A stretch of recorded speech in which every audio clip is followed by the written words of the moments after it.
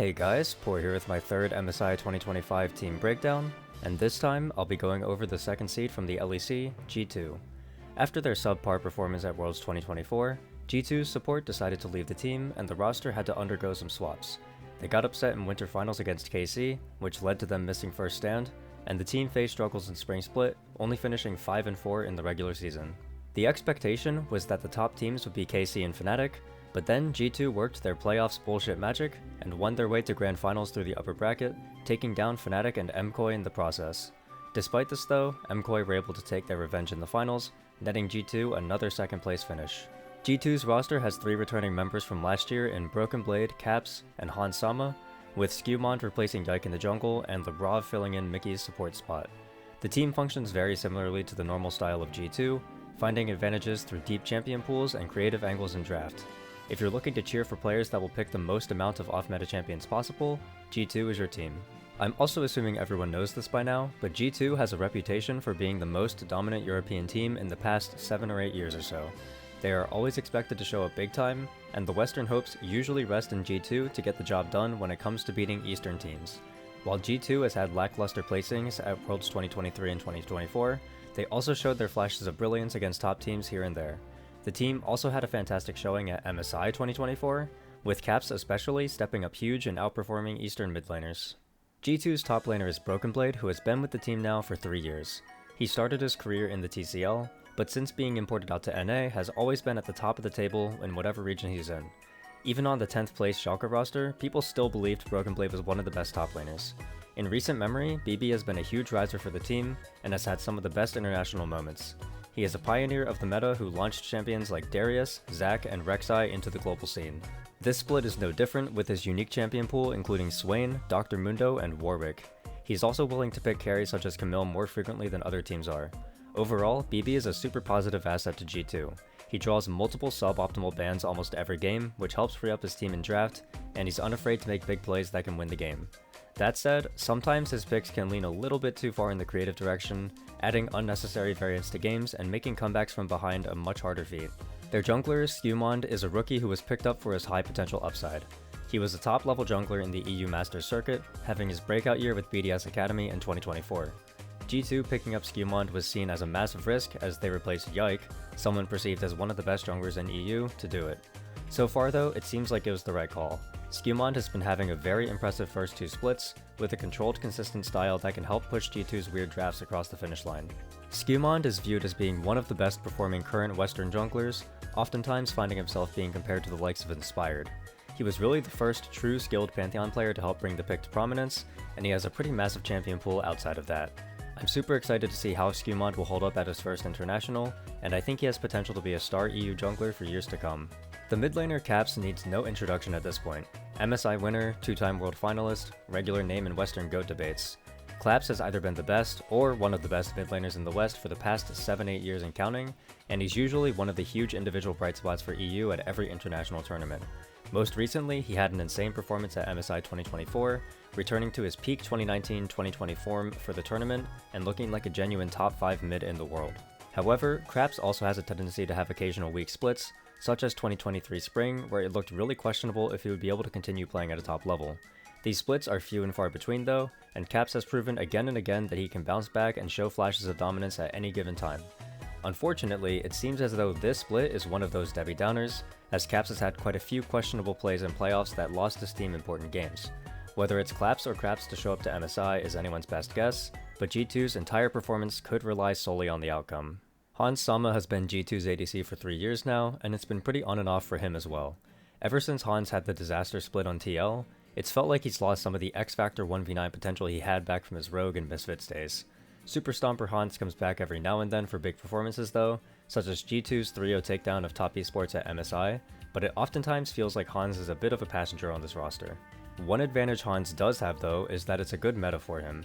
He's always been solid on champions like Kalista, Varus, and Xayah, and the Fearless draft format is even opening up angles for him to slam Draven every now and then. I also want to make it clear that while I might be criticizing Han's ability to solo carry games with a lead, I'm specifically referencing the time when he goes against elite bot laners from the east. Against lower level competition, he's almost always completely fine. I'm mostly just looking at whether he can step up to the plate against the likes of Elk and On, or Gumayusi Keria, or Hope Kyle. Finally, G2's new support is Lebrov, who's found some success on other rosters in the past. His main claim to fame is how dominant he is in solo queue, and is oftentimes rank 1 on the EU West ladder, leading to the idea that he has a lot of potential. In terms of upside, Lebrov is willing to lock in most of the meta supports. This is a great asset to G2 when it comes to drafting, as having a wide range of bot lane picks can lead to more consistently winning champ selects. However, Lebrov has come under a lot of criticism recently. Taking the spot of Mickey is no easy task, and so far it seems like Lebrov is coming up short. He has some incredibly pathetic looking lowlights that viewers tend to latch onto. That said, I still have hope for the guy. In most of his lowlights, I can at least understand what angle he was going for, which is more than I can say for a lot of other lower tier supports. I feel like Lebrov embodies the "you miss 100% of the shots you don't take" mantra, and he also has his fair share of great plays to support that. G2 as a team are extremely interesting to watch. They have very specific comps they like to run that no other team has the ability to play. For example, G2 loves the Maokai Blitzcrank combo, where you press R on Maokai, blitzhook the first rooted target, and play to one-shot so that the ensuing fight is a 4v5. G2 also loves playing overload comps with Camille, a high execution style that puts pressure on G2 to find aggressive advantages in mid-game. A lot of G2's drafts make sense together as a unit, which is a huge strength for any team to have, as it means the players are all on the same page together. However, I think sometimes G2 can overcook their drafts a bit. A lot of times, there may be a clear winning meta option to round out the comp, but G2 will look for a crazy champion angle instead, which can complicate things and make the game harder to win from a losing position. What I found myself thinking while watching G2's games is that they draft with a "is it possible" mindset instead of an "is it the best in slot" one. This mindset has its upsides and downsides though, as it also leads to more flexibility in fearless drafts, and more likelihood to have an open mind regarding possible winning picks. As for in-game, G2 tends to enter with winning drafts, and they win if they can all play for their comp. Basically, all of their losses come from pretty egregious solo ints from just about anyone except Skewmond.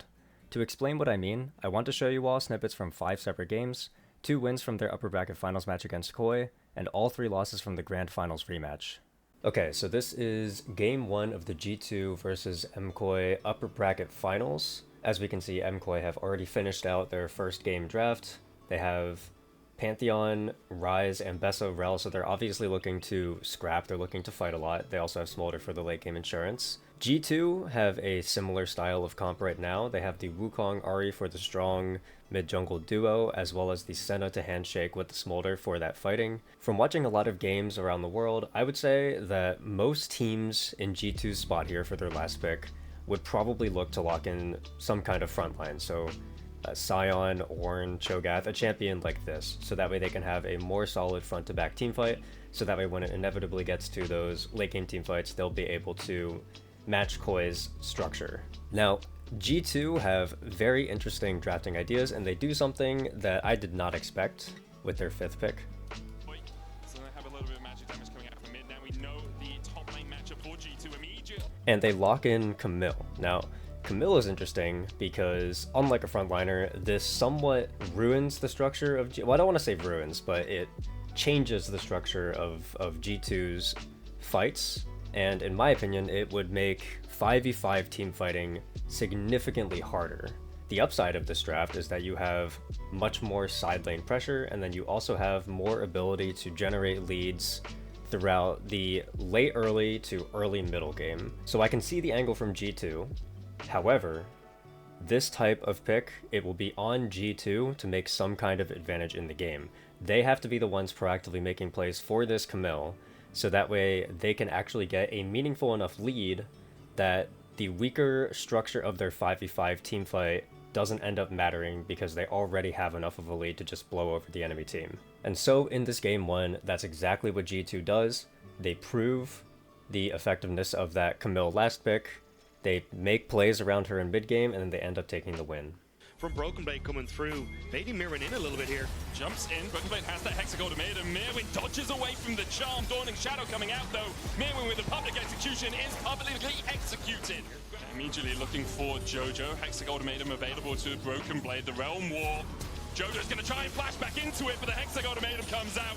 and Jojo cannot escape. About a 3,000, 2,000 gold lead for them right now as Mirwin maybe caught out a little bit. Scumon's on the chase. There's the Hexagol ultimatum to lock Mirwin up. Scumon comes in.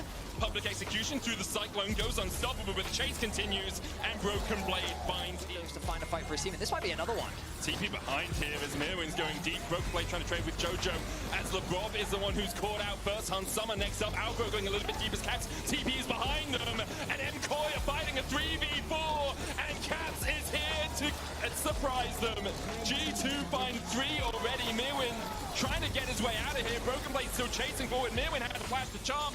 Does not connect from Cats, but G2 will continue the pressure. Last embrace in. Jojo turns it around. Mirwin dives in with a public execution. Might be able to kill LeBron as well. Can't. Okay, so this is the same series. This time we are in game 4, and this is just another really good concept for a draft by G2, followed into a strong execution.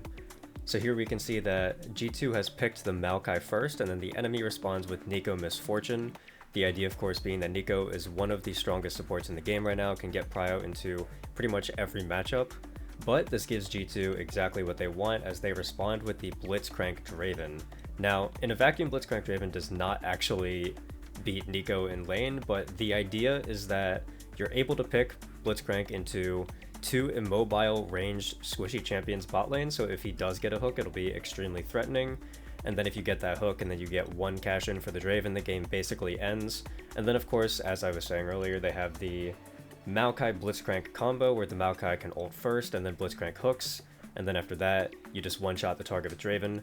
They also have some really nice ideas for the rest of the draft. They have the Tristana, so they have double marksman comp, just in case the Draven doesn't get ahead, the team will still have decent DPS. And then you have Swain, which will act as a very tanky frontline who can build a lot of space with his ultimate and buy time for his marksman to hit. So in this game, I'm not going to show very much of it. I'm just going to showcase how the game blew open and the combo. Sitting on about 800 gold right now as Scumon caught out in trying to invade this red. Still stepping forward with the Rob coming in from the side as well. Super's going to be caught. Rocket punch, rocket grab, Hans Summer, we talk about adoration, he looks for the whirling death, he gets it, 700 gold, alongside the kill into his pockets, make it a double.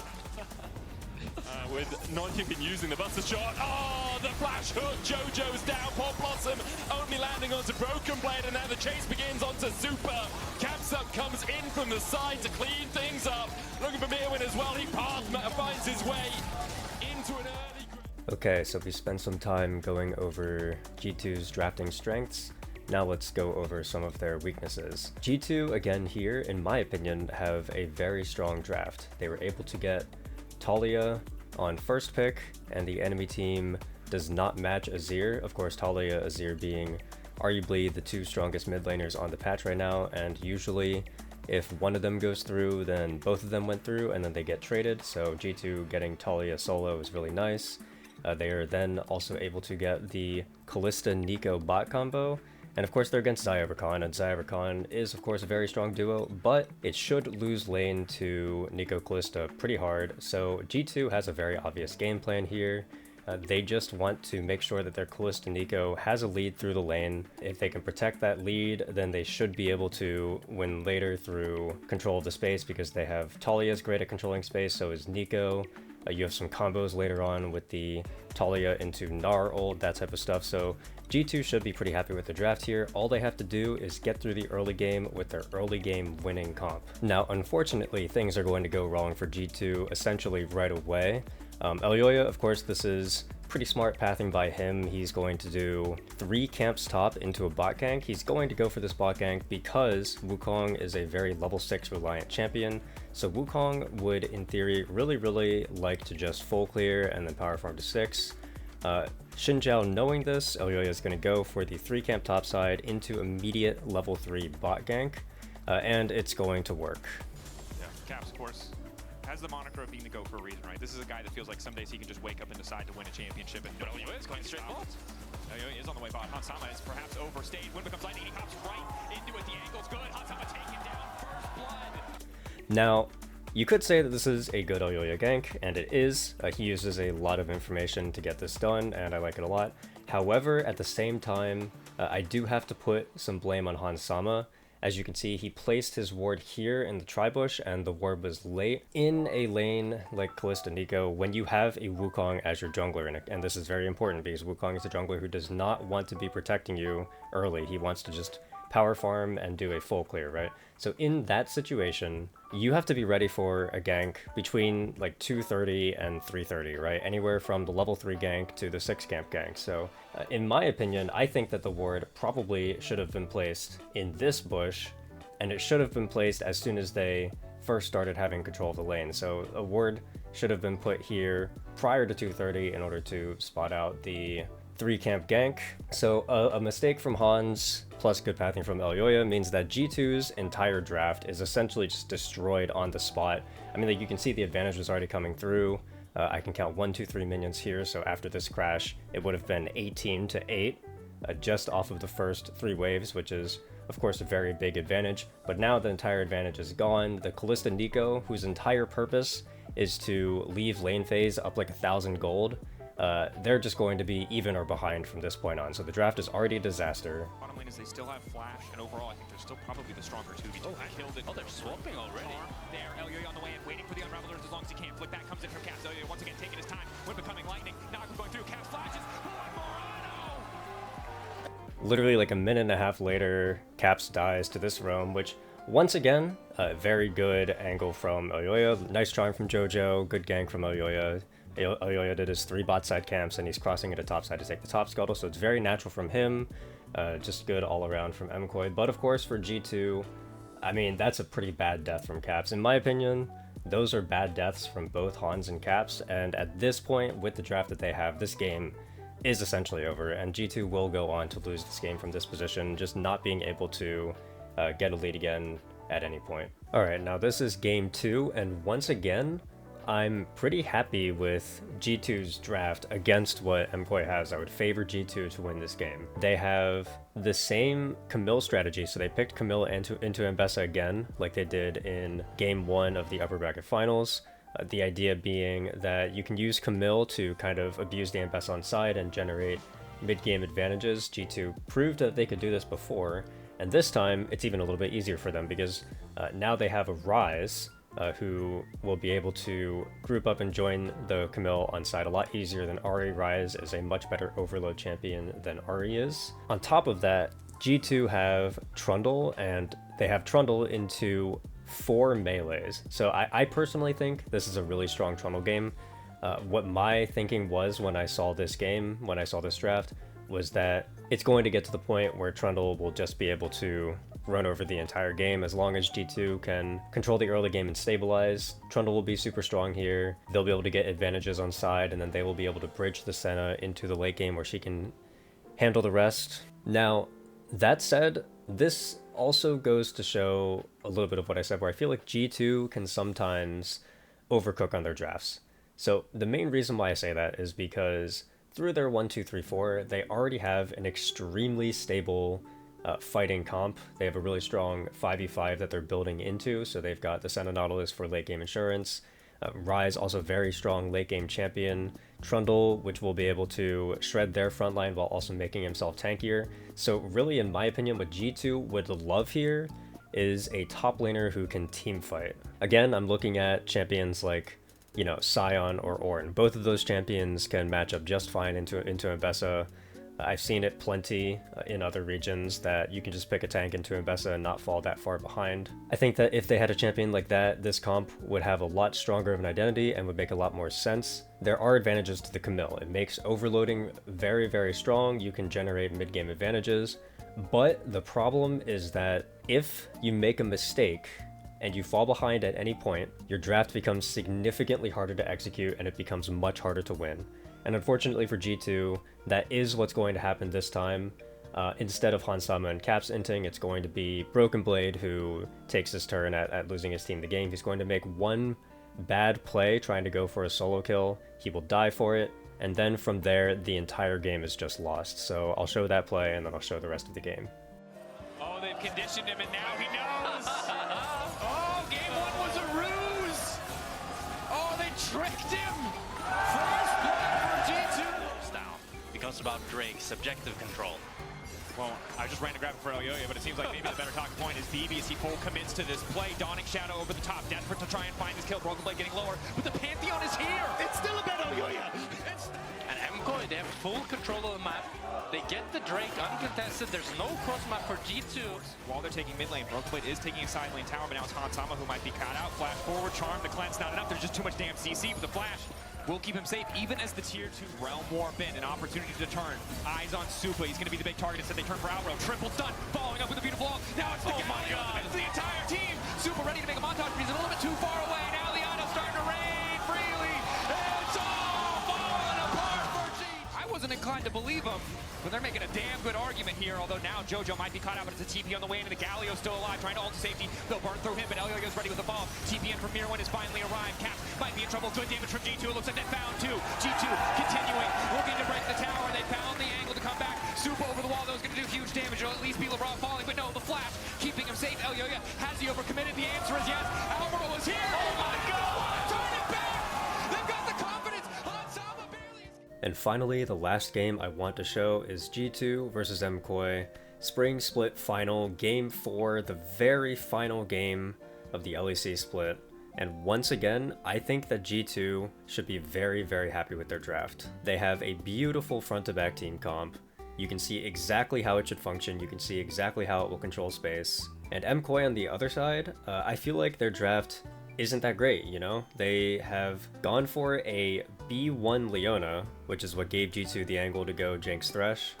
And then after that, it just seems like they're kind of either picking the strong picks that are left, or they're going for situational counter picks. So like they grab Ezreal because it's strong, but Ezreal Leona isn't necessarily a powerful combo.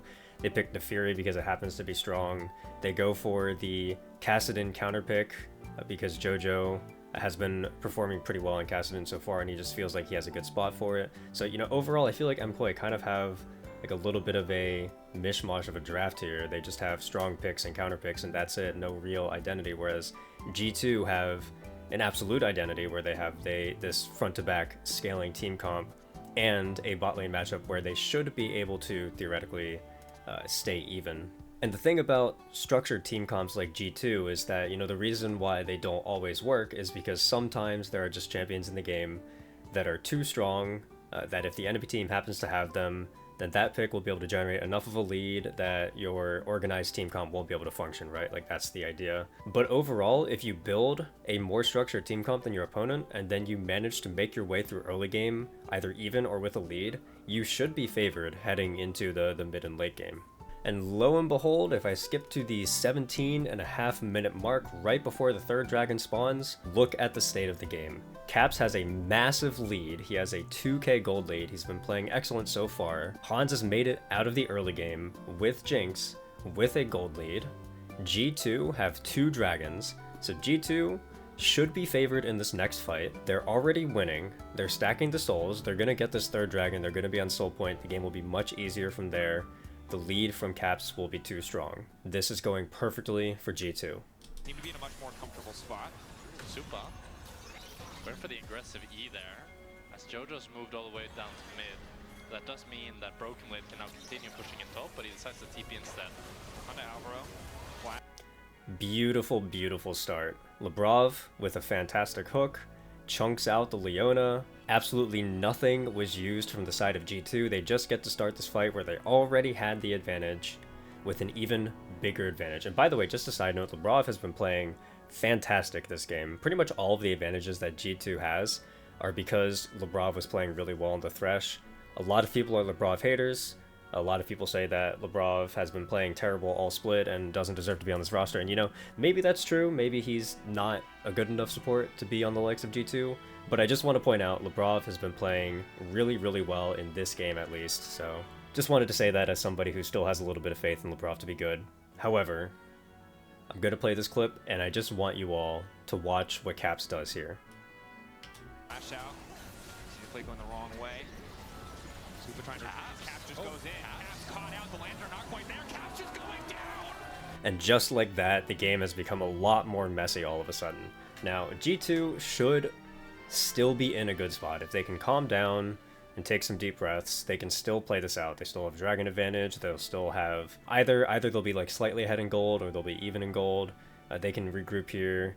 They can push out this mid wave, you know, maybe try to hit the mid turret or something like that. They can still find advantages, right? So let's go to the Otacon fight. Alright, here we are at the Otacon fight, and this is what's happened. Mirwin has just gotten a fantastic solo kill on Broken Blade. It was a really well played solo kill by the K'Sante, and because of that solo kill, MKoi are starting the Otacon.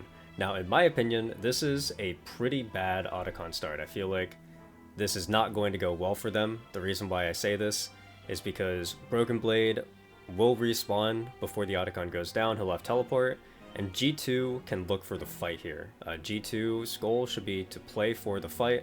They still have a massive lead on the Orianna. Hans has still been able to stabilize. He has a gold lead as well, so everything is still going just fine for G2. They can win an Otacon fight here, and then use that win to snowball the game. However, I want you guys to watch how Caps plays this situation once again. When they were behind the play, it all fell apart. But they're trying to get down to this bottom side. G2 scrambling. Hansam is still away. LeBron can try and get him in with the lantern if you need to, but the TP now from both Jojo and Mirwin. Brooklyn up in 5, has to teleport, but it's already ticking so dangerously low. Going over the wall. Hook gonna connect. Can they burst through this Cassidy? Mirwin off to the side, looking to catch out Cap. Jojo Kuhn running 1 more second on the reset. He gets the flash, trying to ult the out. He manages to get away for a brief moment, but Broken Blade is finally here. Mirwin doesn't have the time to try and take him down. The lantern now going in. Jojo Kuhn taking out. LeBron starting to take over the fight. Looking for Hook, continuing to step up, but Mirwin is isolated. Cap's going golden. A few more tower shots might not be enough, though, but Laurent should be here with the lantern. No, not quite in range in time. So MKoi don't end up winning this fight as hard as they could have. There's a very real possibility that if Elyoya and Ezreal land everything there, then even more people die. Maybe even 4 people on G2 die there. But, I mean, Caps in this fight, he literally just... The fight starts out so well for G2. It starts out so unbelievably well. They're going to get the hook on the Kassadin, they're going to slow chase him, and right now Caps is doing the right thing, you know, he's just running after the Kassadin, they'll be able to kill him, then Hans will get a reset, they can regroup for the rest of the fight and win. Caps here literally just runs directly into the K'Sante Q3.